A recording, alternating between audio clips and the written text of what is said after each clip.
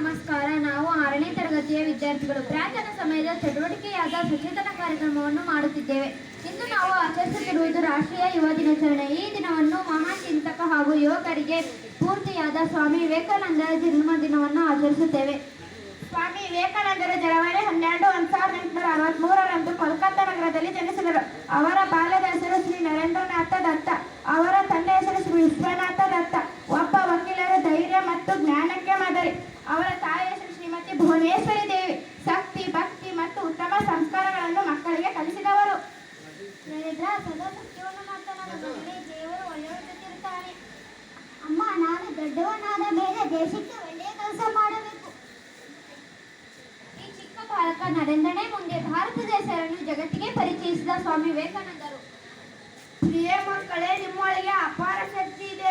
ನಿಮ್ಮ ಮೇಲೆ ನಂಬಿಕೆ ಇಡಿ, ಅಸಾಧ್ಯವೆನಿಸುವುದು ಸಾಧ್ಯವಾಗುತ್ತದೆ.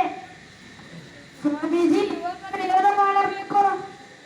ಶಿಕ್ಷಣ ಪಡೆಯಿರಿ, ಶಿಸ್ತು ಪಾಲಿಸಿ, ಸಮಾಜಕ್ಕೆ ಸೇವೆ ಮಾಡಿ. ಯುವಕರೇ ರಾಷ್ಟ್ರದ ಭವಿಷ್ಯ. ನಿಮ್ಮ ಸಂದೇಶವೇನು ಸ್ವಾಮೀಜಿ?